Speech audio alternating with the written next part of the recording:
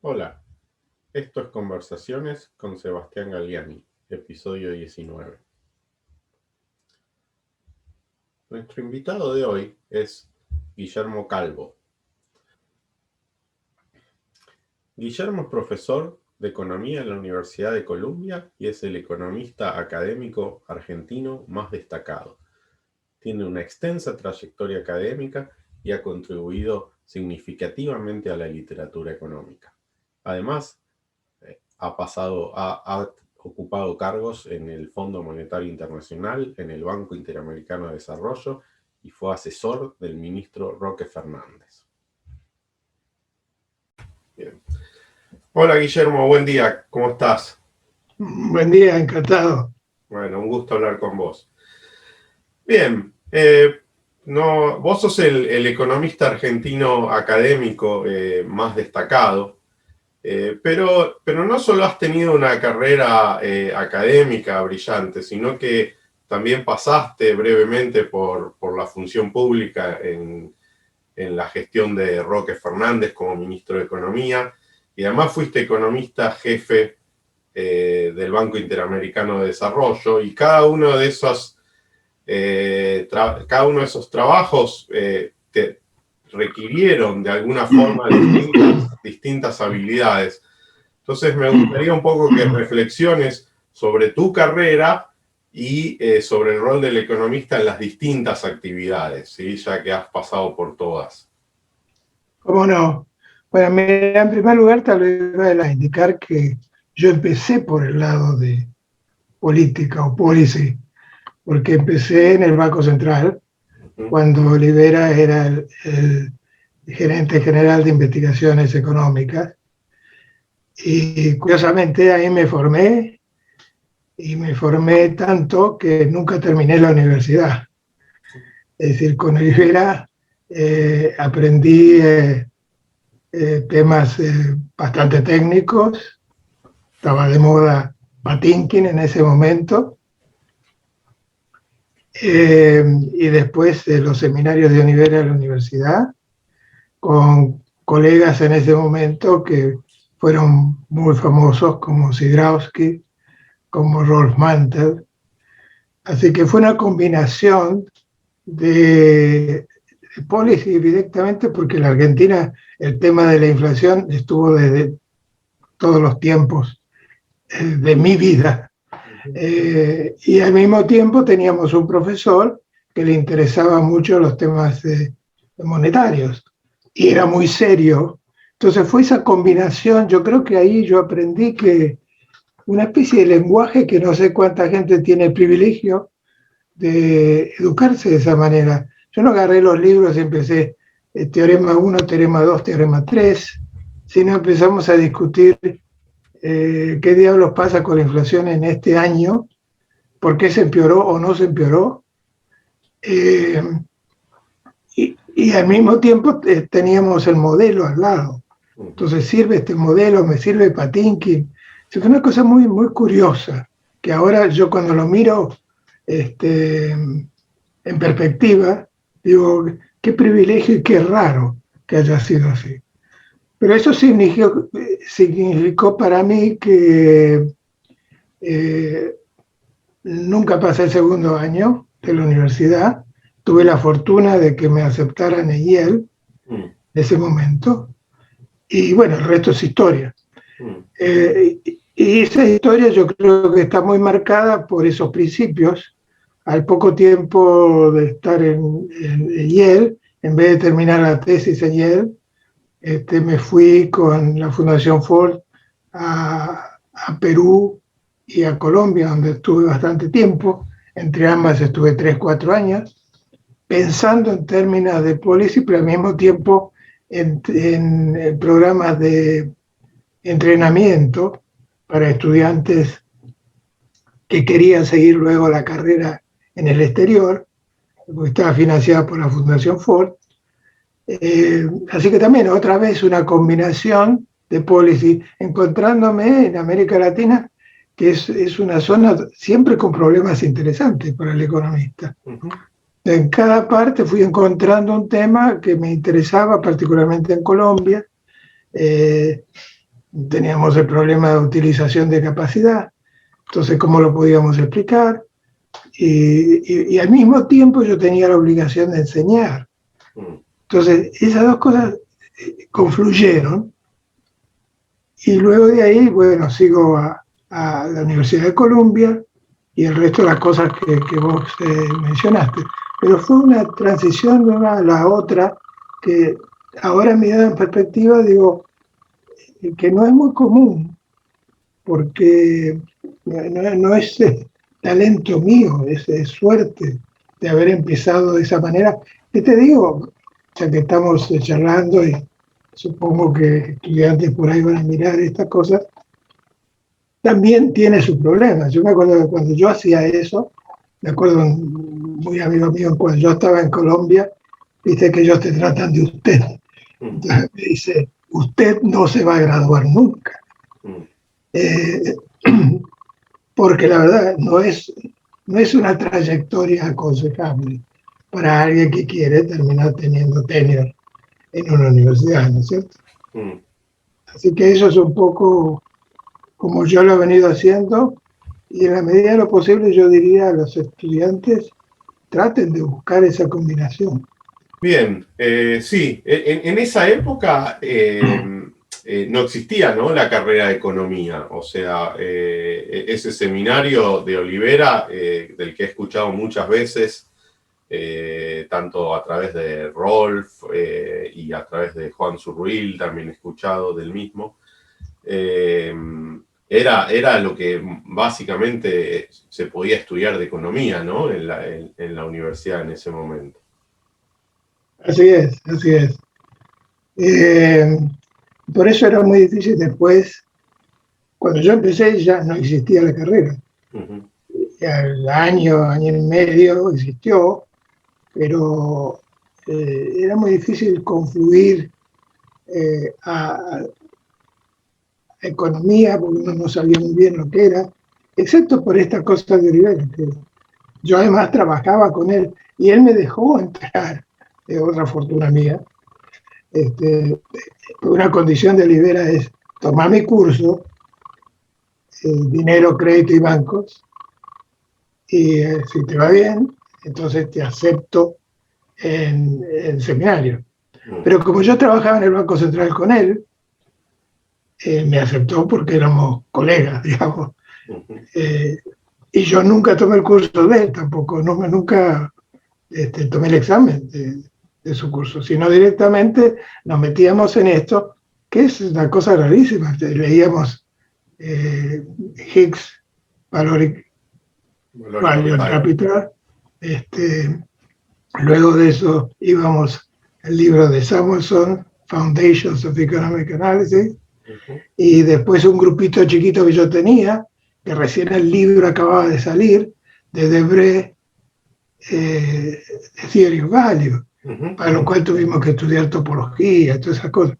Un grupo medio raro, digamos, pero muy influenciado por Olivera. Sí, Olivera indudablemente fue la inspiración, y de paso, para completar the picture, el padre Olivera fue profesor mío en el secundario, y él nos enseñaba Malraux. Si te acordás, yo no sé si tomaste cursos de economía en el secundario, pero era un listado de nombres, Marx, Adam Smith, bla, bla, bla, no había ninguna profundidad. Y él dijo, chicos, yo les voy a enseñar Malraux, y a mí me pareció fascinante.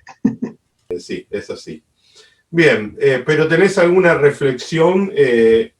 Entiendo el punto y lo comparto. Creo que hay una gran virtud, ¿no?, de aproximarse a la economía, entendiendo el mundo y pensándolo, y es un proceso de ida y vuelta, de reflexión en el cual uno entiende que tiene que explicar un fenómeno, hace una abstracción, lo ve si lo explica, mira los datos, pero de todas formas creo que igual pasar el trabajo que haces en el BID o asesorando a un ministro tiene diferencias con el que haces en la universidad, y por ahí me gustaría si puedes reflexionar sobre eso. Sí, cómo no, es algo que me ha interesado mucho pensar, porque es bien diferente. Decía que como trabajo, pensémoslo ahora, ¿no? Como trabajo en la universidad, si queréis hacer carrera, tenéis que ser original.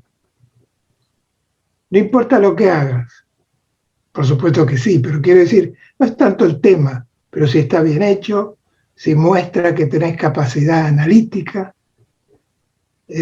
no necesariamente sentido común, pero capacidad analítica, y hoy día aún más, la técnica va más y más dominando. Entonces, se aprecia a veces gente que, desde mi perspectiva, a veces pienso, ¿es un economista? ¿Es un matemático? ¿Qué es? No es bien claro, pero no importa. La originalidad. Cuando vos pones un pie en el Fondo Monetario Internacional, que fue uno de los lugares, aún en el departamento de investigaciones, que es donde yo estaba, se aprecia el consenso en ser parte del grupo. Y yo lo entiendo perfectamente, porque si uno trabaja en el fondo y tenés que ir a una misión a un país, tenés que coincidir con la visión que tiene el grupo que va a negociar. Entonces, te guste o no te guste, tenés que buscar la manera de trabajar dentro de esa línea. Entonces, es difícil cuando yo he tenido problemas interesantes, un paper con Carmen Reicher y Leo Leiderman, por ejemplo, que hicimos, así como investigación, que sugería que no era suficiente con portarse bien, tener las cuentas ordenadas, sino que también eran muy importantes los factores externos. Y lo cuantificábamos y lo argumentábamos y nos tuvimos un lío tremendo en el fondo, porque era un poco como decirle, vea, portarse bien no es suficiente, puede ser que le vaya mal por otras razones. Ahora el fondo ha cambiado muchísimo, ¿no es cierto? Pero en ese momento era como un pecado mortal.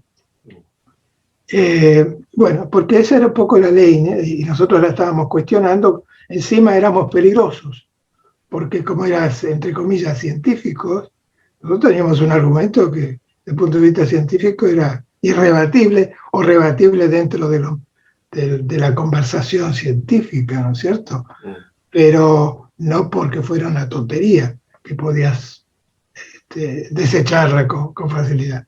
Entonces, sí, eso es, pero al mismo tiempo, eso a uno lo disciplina. Yo creo que la disciplina de algún tipo es muy importante. Por ejemplo, y yo lo veo entre los buenos teóricos, entre los macroeconomistas, a veces llegamos a excesos, es decir, quiero pensar en términos de fundamentals, de principios en el que el consumidor maximiza la utilidad con tales y cuales condiciones. Son supuestos muy fuertes, pero si uno dice voy a trabajar dentro de eso, tiene una ventaja para uno, que lo disciplina a pensar. Porque si yo no busco un framework, perdóname el Spanglish, si uno no busca, uno no tiene un framework, entonces se va por las ramas muy fácilmente. Entonces, en la academia uno aprecia que alguien diga, bueno, yo te estoy pensando esto con este framework. Vos podés estar en desacuerdo, pero vos sabés cuál es el framework. Y lo mismo cuando te vas a estas instituciones. Puedes decir, bueno, se ha tomado la decisión de ayudar a tal país. Entonces, vamos a pensar qué puedo hacer, dado que ya está tomada la decisión. Entonces, eso es un problema diferente, pero el framework hace que uno use la cabeza y, y la usas de manera diferente. Entonces yo lo que he encontrado es que luego de trabajar un tiempo en una institución como el Fondo o el BID, después vuelvo a la academia y ahí estoy totalmente libre. Yo elijo el framework, pero al mismo tiempo me sigue resonando en la cabeza los problemas que la gente que está realmente manejando la economía, lo importante, está enfrentando. Entonces, de golpe, uno sale con cosas. Yo, por ejemplo, gracias a ese tipo de ejercicios, escribí una serie de papers sobre deuda pública, que, por ejemplo, el fondo no tomaba en cuenta, porque tenían el monetary approach, y monetary approach era money, nada más, y no había bonos, ni todas esas cosas que hoy día hablamos todo el tiempo, ¿no? Y ahí empezamos a hacer ciertas cosas, parte de lo cual fue ese paper que te contaba con Carmen y Leo, ¿no? Sí, sí, no, estoy de acuerdo. Yo también vi en mi paso por el gobierno que, obviamente, yo no era secretario, con lo cual arriba mío estaba el ministro y arriba estaban los jefes de gabinete, y que uno a veces está de acuerdo o no y da del debate dentro, pero una vez que se toma una decisión, hacia afuera sale a defender lo que se decidió. Y lo hace lo mejor posible, ¿no? Y después cuando uno vuelve a la academia, de repente encuentra que, bueno, tiene que explicar cosas que en su momento fueron distintas, digamos, de lo que dijo uno en el pasado a lo que piensa ahora que no tiene esa restricción, ¿no? Así que no, entiendo perfectamente el mensaje. Pero el tema de tener un framework, disciplina y además el que te escucha, si vos le explicas cuál es el framework que estás trabajando, sabes lo que estás diciendo. Después puede estar en desacuerdo, pero si tu razonamiento es bueno, dirán no me gusta el framework. O le falta algún detalle, ¿no es cierto? Pero si uno habla sin framework, que mucha gente habla de esa manera, opina muy fuertemente, la grieta argentina, ¿de qué se trata? De decir cosas más bien insultantes para el otro lado, sin explicar por qué es que hay una diferencia tan fuerte, a veces de opinión, ¿no es cierto? Sí. Y ahí es donde todos aprendemos. Ahora, en términos del framework, ¿no? Yo creo que ha habido una evolución en la economía académica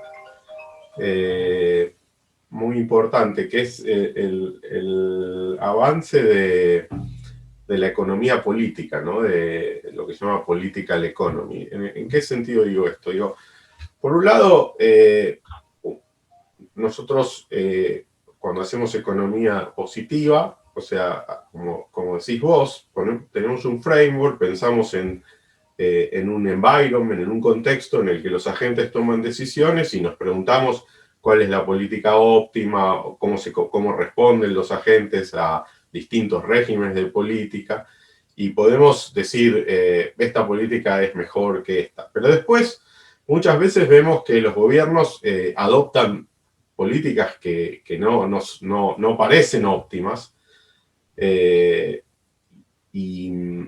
ahí aparece una rama que trata de explicarlas en función de gobiernos que tienen también objetivos que muchas veces son racionales. Y eso en el pasado no era de esa forma, ¿no? En el pasado, bueno, dominaba mucho más la economía positiva, y cuando un gobierno estaba haciendo algo que no parecía óptimo, era fácil decir se está equivocando. Pero ahora que hemos incorporado mucho más las restricciones que tienen los gobiernos para ganar elecciones, etc., eso me parece que ha dificultado bastante más el análisis. ¿Cuál es tu opinión? Yo creo que, mira, yo cuando empecé economía en el Banco Central, como Olivera era muy matemático, usábamos mucho las matemáticas, y me acuerdo los colegas mayores que estaban ahí que rechazaban la economía. Todavía la matemática era el momento en que había toda una fricción importante dentro de la profesión, y Samuelson, etcétera, aquí abrieron las puertas hacia una economía matemática que es la que todos usamos en este momento. Entonces, yo lo que creo que en parte es el hecho de que esta revolución samuelseniana se fue desarrollando, y en ese momento existía la esperanza de que era todo lo que necesitaba, pero hubo que trabajar un montón. Uno de los problemas que a mí me interesó mucho, y lo discutíamos con uno de mis colegas con el que hemos escrito cosas juntas, Ned Phelps, eran las micro foundations o macroeconomics. Perdón por la voz. Y cuando vos empezás con una cosa así, decís, bueno, que tengo todas esas intuiciones keynesianas, tengo todo este material micro que medio que está esperando que lo uses en macro, y eso te lleva todo el tiempo, y pensás, a lo mejor, como le pasa a uno siempre en ciencia, ¿no es cierto? Vos no tenés la explicación de todo, la verdad absoluta no existe. Entonces lo que buscamos nosotros que es una verdad que sea útil. Entonces, como existía todo eso para desarrollar, y la mitad en los 70 empezamos a pensar en rational expectations, que es una hipótesis muy realista o no, lo podemos discutir, pero es muy interesante. Y dio lugar a toda una literatura enorme, nos tuvo a todos muy ocupados. Hicimos eso, y fíjate lo que pasa ahora. Tenemos una situación en la que es muy difícil entender qué está pasando. La demanda de dinero en Estados Unidos explotó, aumentó de una manera increíble. El agregado monetario M1 aumentó 20% del producto en el 2020, no más, sin inflación, más bien con el temor de inflación. Entonces, yo creo que en parte es eso, que no son cosas nuevas, es que hemos llegado ahí y ahora nos encontramos con que los modelos macro, nadie anticipó la crisis de subprime, prácticamente nadie. La crisis del tequila, la del 98, todas esas fueron, nadie esperaba, el Fondo Monetario esperaba, decía, si ustedes se portan bien, el mercado de capitales los va a ayudar, va a poder hacer smoothing, una serie de cosas muy positivas. Esas cosas no pasaron.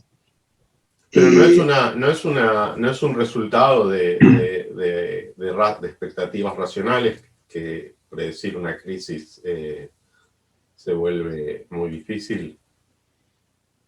Por el hecho mismo de ser racional. Indudablemente, si no, la racionalidad te hace, como economista, la vida más difícil. Claro, que es a lo que me refería, ¿no? Que si además le ponemos esa racionalidad al gobierno, todavía la hace más difícil, porque, no sé, en los 50, 60, los economistas cuando veían una política que no salía de algún criterio, de un modelo en el que se sugiera alguna optimalidad, decía, se está equivocando, ¿no? Están haciendo una mala política. Hoy día hay veces que sí, que uno puede decir, mirá, para este objetivo de redistribución vos podrías hacer esto que es más eficiente que esto, pero muchas veces, digamos, siempre está como una explicación de economía política, ¿no? De, bueno, están haciendo eso porque quieren ganar la elección y es lo único que están mirando.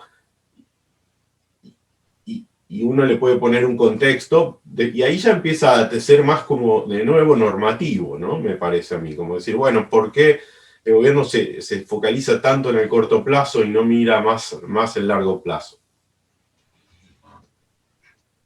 Sí, eso es verdad, pero digamos, la teoría económica te alcanza para explicar eso. Sí, sí, pero me parece que le hace más difícil al economista participar en el debate público, ¿no? O sea, con opiniones fuertes, como decir, bueno, esto claramente es un error. Se ha vuelto más difícil, ¿no? Sí, y un poco, bueno, sí, estoy de acuerdo, pero al mismo tiempo la reputación de los economistas, macroeconomistas, no es muy buena.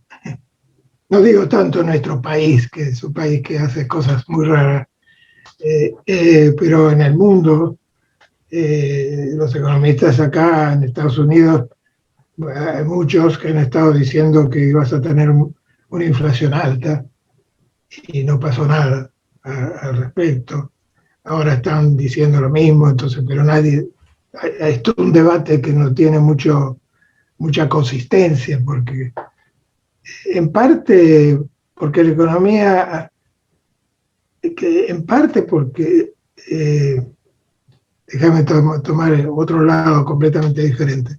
Hoy no estoy en desacuerdo contigo con la cuestión de que el political economy ha entrado y que hay que tomarla en cuenta, eso sí. Pero yo diría, como economistas, resistámonos un poco a aceptar eso. Mm, Como si lo aceptamos demasiado rápido, nos quedamos sin trabajo. mm, Pero eso es una broma. Eh, pero sí, que evidentemente están esos factores de política, pero al mismo tiempo hay un factor que están, y es que, en primer lugar, tenemos un cambio tecnológico que recién ahora se está empezando a incorporar de manera masiva. mm, Y en consecuencia, dado eso, es muy difícil hacer ciencia, mm, porque como en este momento, si yo digo, déjame hacer un poco de, utilizar la historia para aprender de qué se trata lo que está pasando ahora, me tengo que ir a los 30, que es completamente diferente. Justamente vamos a los 30 y me vas a decir, no, pero mira, a los 30 el mercado de capitales era muy diferente, no teníamos internet, bla, bla, bla. Entonces, en parte yo creo que la debilidad, ahí cuando la gente que piensa al estilo del economista no tiene herramientas, aparecen todo tipo de cosas, salen todo tipo de conjeturas, que no los culpo, pero además muchas veces esas conjeturas están acompañadas por posiciones son casi religiosas. sí, sí. Entonces es muy difícil un debate en ese contexto. No, estoy de acuerdo, no.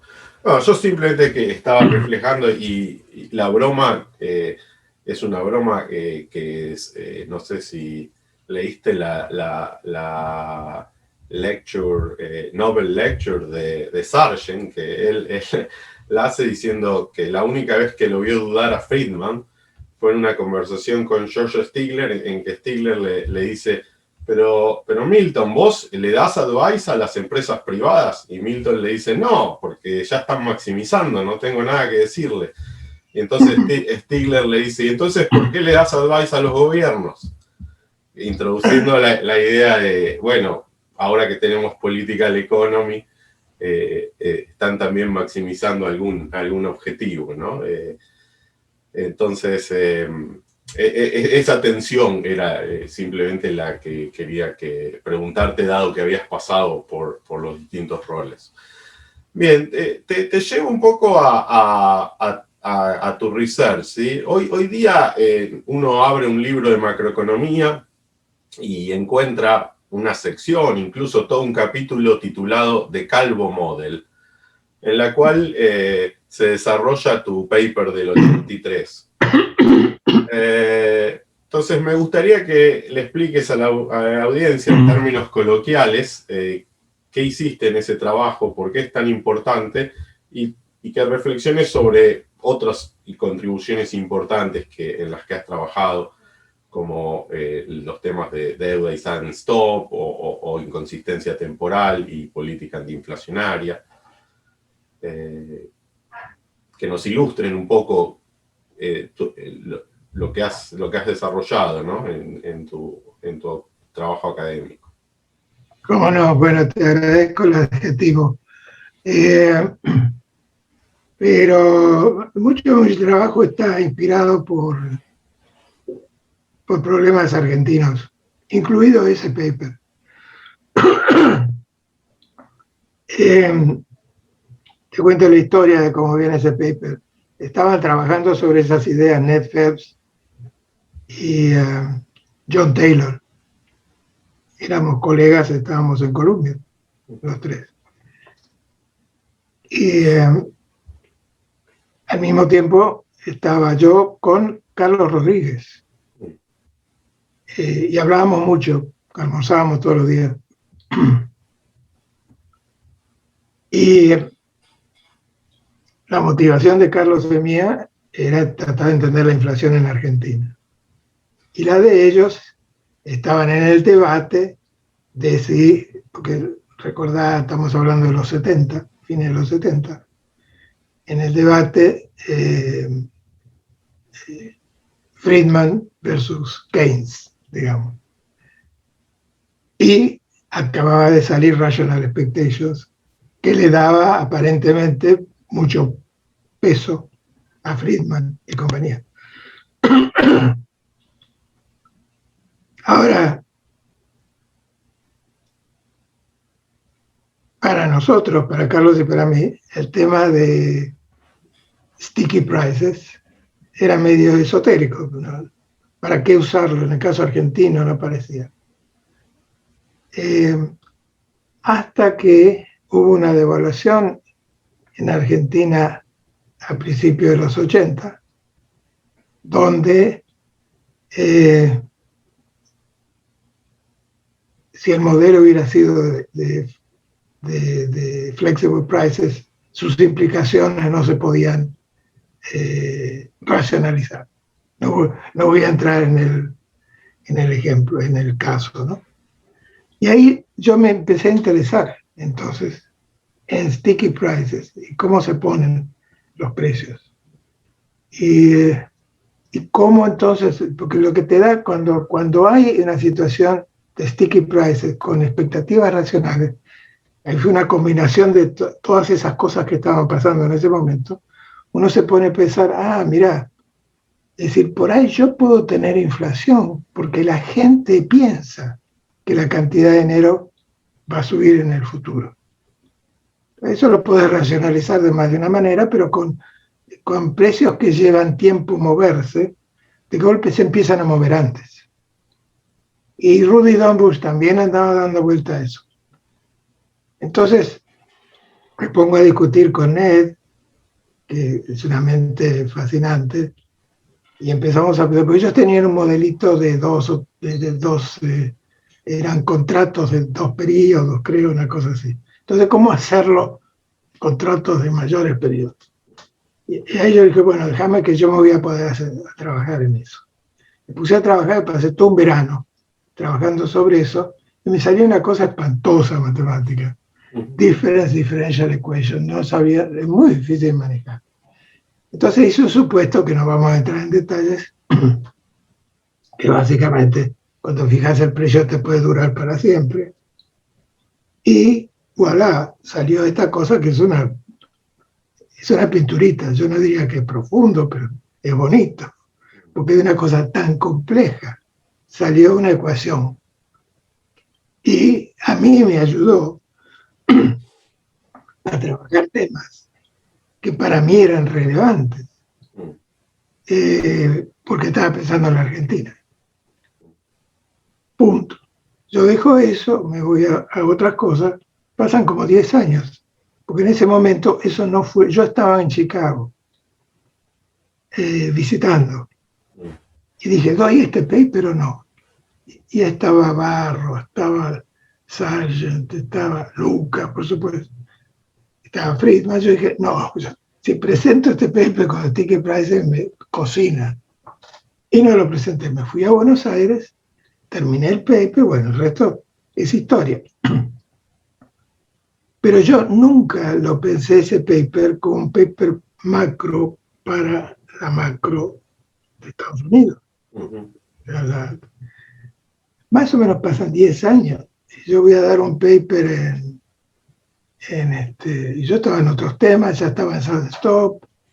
Me parecía que la macro de Estados Unidos estaban discutiendo a ver si la tasa óptima de inflación era 2% o 0.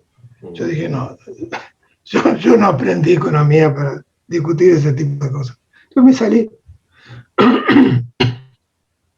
10 años después, voy a Harvard, creo, a dar una charla.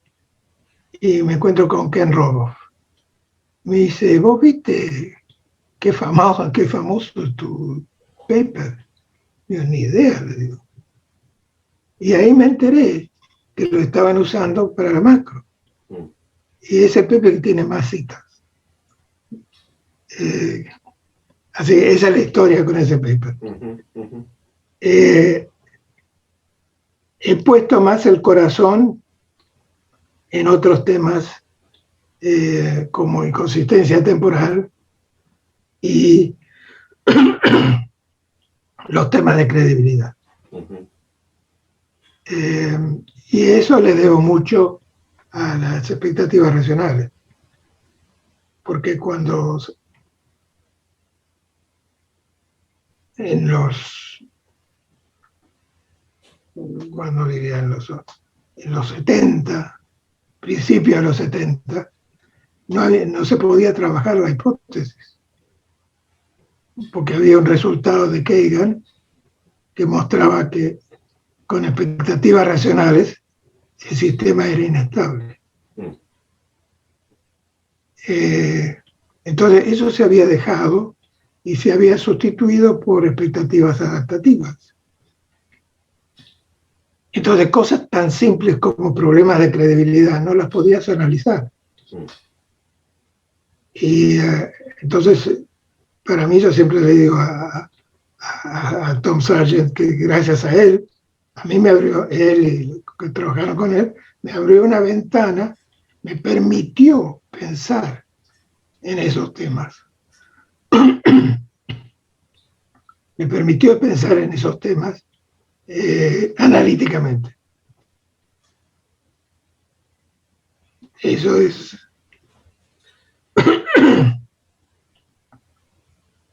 esa es mi contribución, yo creo, en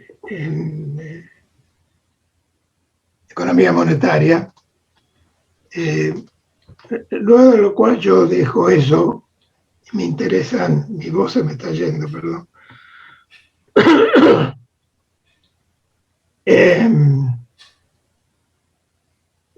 Dejo eso y empiezan las crisis en los países emergentes, que son crisis de crédito. Ahí surge la idea de SunStop, una idea que era muy, muy rechazada acá en el norte, muy rechazada en el fondo, porque se pensaba que si haces las cosas bien, eso no te iba a pasar. Bueno, eso llevó trabajo, bastante cosa empírica, y ahora, en este momento, estoy volviendo a los temas monetarios, donde combino medio lo que, en mi cabeza al menos, la tradición monetaria, expectativas racionales y SunStop, pero ahora a nivel global, problemas de ese estilo. Ahí es donde estoy, digamos. Podemos entrar en detalles, pero... Bárbaro. No, te agradezco. Te quería volver a... Vos estabas, digamos, reflexionaste sobre algunos de los problemas que tiene la macroeconomía para hacer predicciones y acordamos que asumir expectativas racionales generaba esa dificultad, ¿no? No, los economistas creo que se especializan en caracterizar equilibrios pero no tienen una clara idea de la verdadera dinámica, ¿no? Cuando un equilibrio es choqueado, cómo va la economía de un equilibrio a otro. ¿No te parece que eso está también en el corazón de la dificultad que tienen para hacer predicciones? Que tenemos. Sí, no, es muy imperfecta la macro. Yo no me siento cómodo haciendo predicciones con la macro, excepto cosas muy, muy gordas, digamos. Y a veces se me adjudica el haber anticipado la crisis del tequila, pero lo anticipé porque básicamente vi que el domestic credit en México estaba creciendo demasiado. No era nada sofisticado. Sí. Simplemente poner la cabeza y decir, y yo creo que eso es a los jóvenes, salirse de vez en cuando de la forma tradicional de pensar las cosas y pensarlas de manera simple. Claro. Y como casi que yo no sé nada de economía, ¿qué pienso? ¿Qué puede pasar? No, pero incluso sabiendo economía, decir, estos órdenes de magnitud tienen sentido en una trayectoria de equilibrio, digamos. O sea, está bien, yo sé que si aplico el modelo, debería estar en equilibrio, pero pudo haber habido una apreciación de 400% que venga de un incremento en la productividad de los transables en 4 años. No, entonces creo que esto tiene una posibilidad alta de no ser sostenible. Ese tipo de razonamientos me parece que son muy útiles. Sí. Lo bueno sería encontrar un poco la causa de por qué eso pasa. Porque si la causa es simplemente expectativas que no son muy racionales, entonces uno como de eso no sabemos nada en economía. Podemos hablar de eso, pero eso se hace difícil. Sin embargo, yo creo, pongámonos en el día de hoy, mi impresión, y es un poco como yo doy lectures sobre esos temas, es que vivimos un mundo en el que la liquidez ha tomado el centro de la escena, por diferentes razones que podemos discutir. Entonces, la liquidez es algo que la ciencia económica no se lo ha tomado muy en serio, porque nos pone muy incómodos, porque no es un fundamental. Entonces, ¿por qué yo tengo un pedazo de papel que se llama dólar y vale tanto en términos de bienes?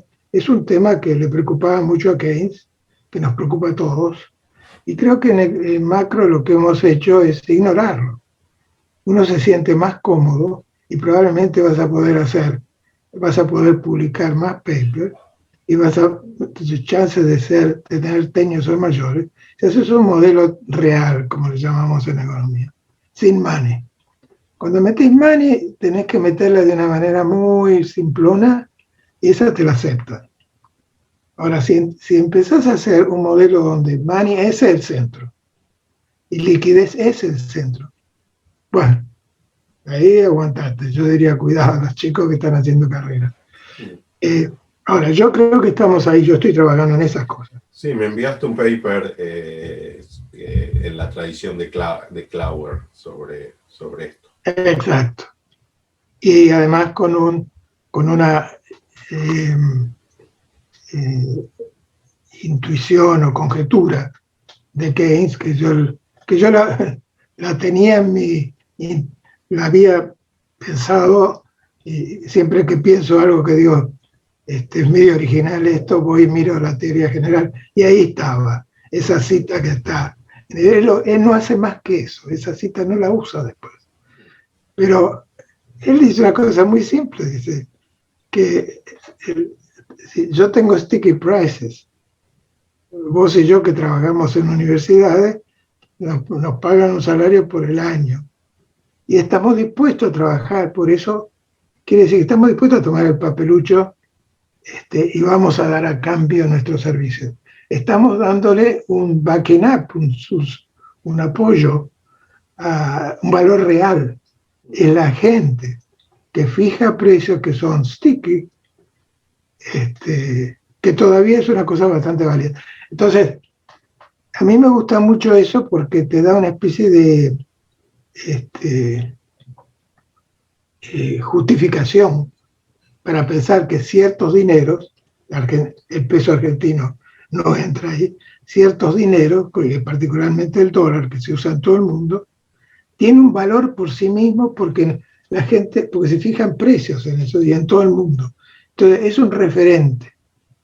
Entonces, y ahí entonces te pones a pensar y decir, ¿pero es lo único que hay? No, mirá, ¿sabes qué? Ahora ha salido, y mucho más que antes, los bonos del tesoro.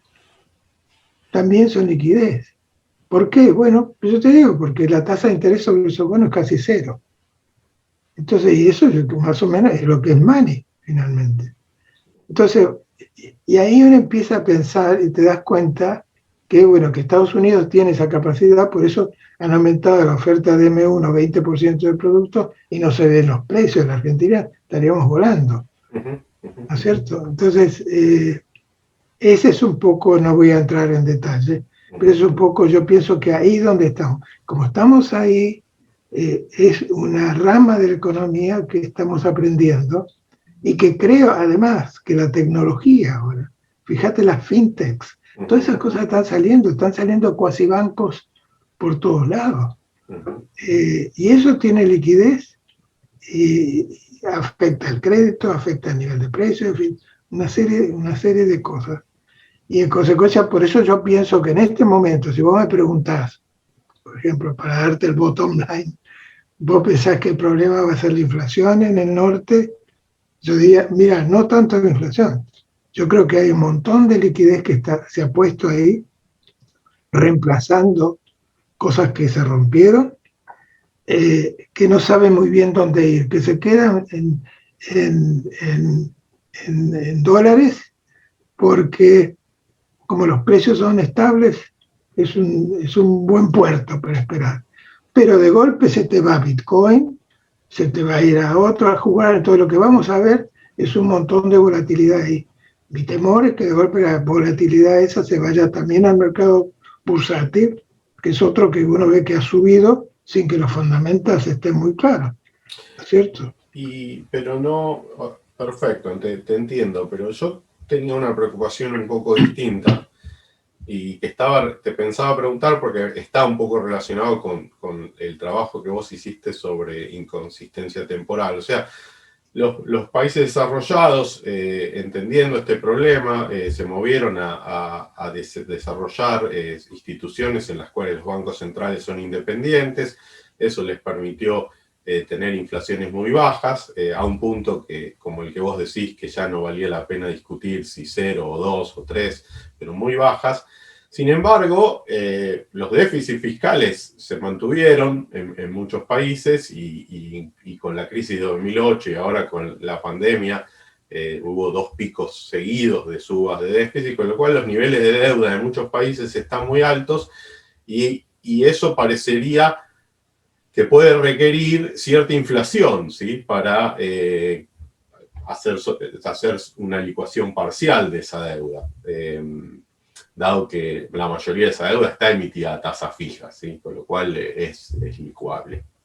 Entonces, si no va a haber esa inflación o cierto salto en la inflación, ¿cómo te imaginás que los países van a resolver esos niveles de deuda? Van a ser sostenibles porque la tasa de interés se va a mantener mucho tiempo cercana a cero, entonces no van a importar. Y ahí te lo junto con lo que decís, ¿qué pasa si esa volatilidad se traslada a los bonos? Si la gente dice, bueno, no, me salgo de los bonos del Tesoro de Estados Unidos y me voy a alguno de estos nuevos activos financieros y entonces sube la tasa de interés de todas formas de los bonos, ¿no? Y y aparece el problema de sostenibilidad de deuda. Sí, mira, en primer lugar, tenemos el caso de Japón, que tiene una deuda de más de 200% del producto. Y ahí está. Y está tratando de causar inflación y no puede. Pero no crece tampoco. Sí, tiene también un problema de envejecimiento de la población, de que no es de esperar que sea muy dinámica desde ese punto de vista. De acuerdo, pero es un país rico, digamos. Crece, pero es rico. Sí, me doy cuenta de eso. Pero no, por supuesto, sí. Pero ese es otro tema. Si la gente quiere, porque le gusta acumular billetitos en su casa, en vez de invertir, bueno, ese será un equilibrio donde no hay inversión, donde no hay crecimiento. Ese es otro tema. Ese es el tema del crecimiento. Ahora, vos hablaste del tema de la inflación. Sí, sí, sí. ¿Para qué se van a querer sacar eso de encima?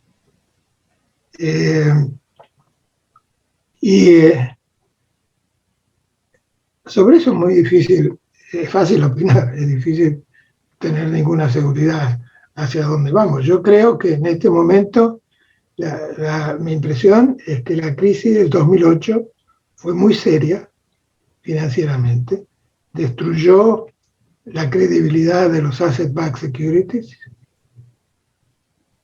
y que es fundamental para el funcionamiento del sistema financiero. El sistema financiero un poco lo ha reemplazado con bonos del Tesoro de Estados Unidos y, por supuesto, cash. Y las cantidades eran muy importantes, cálculos que han hecho Gavin, por ejemplo, calcula que la pérdida de liquidez en el 2008 fue equivalente a más del 20% del Producto Mundial. Fue un golpe fenomenal que no se ha reemplazado. Más bien, los problemas de liquidez se han empeorado porque, como siempre pasa,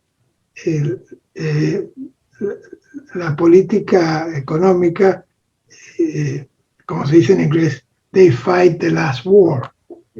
Entonces, ¿qué es lo que hicieron? Ajustaron las clavijas.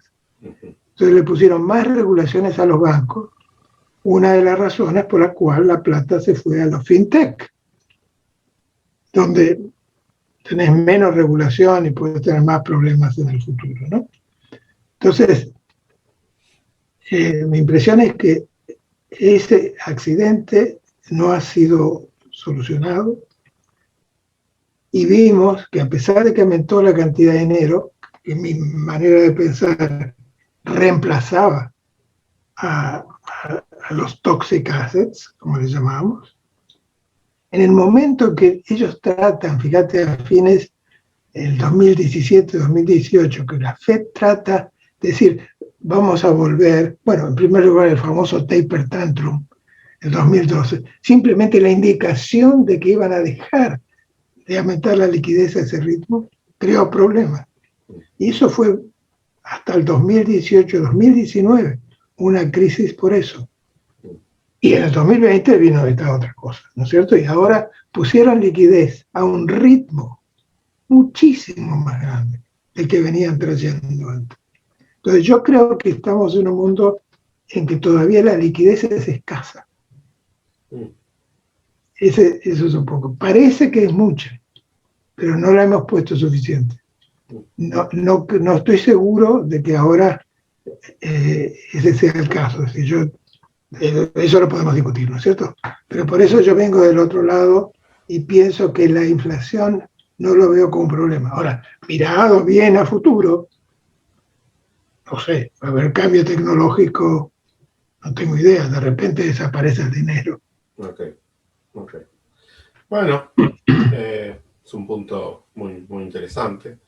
Te llevo para terminar, te traigo para terminar a Argentina, ¿sí? Yo vi un reportaje que te hicieron hace poco en la televisión argentina y decías que veías a Argentina en una crisis como nunca antes habías visto. Me gustaría que expliques un poco por qué decís eso, pero más que eso, ¿cómo vos te imaginás que se podría salir de esta crisis? Salir la veo muy difícil. Yo creo que la Argentina está en una trampa de depresión.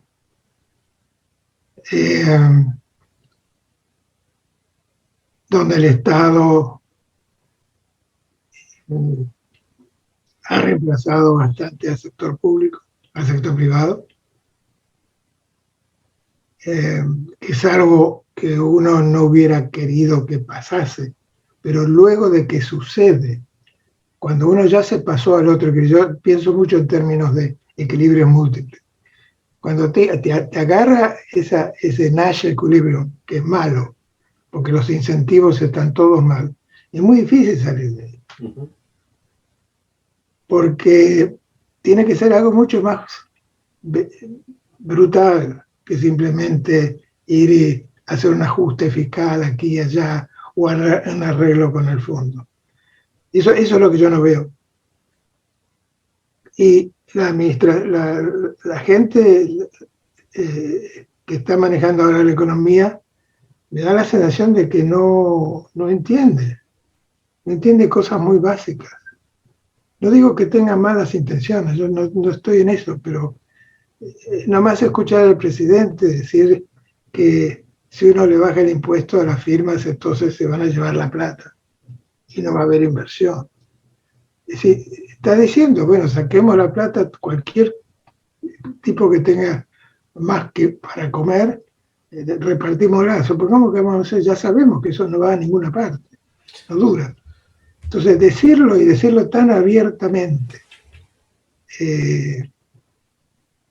yo no sé, las cosas pueden cambiar, pero yo no sé cómo se puede salir de un equilibrio.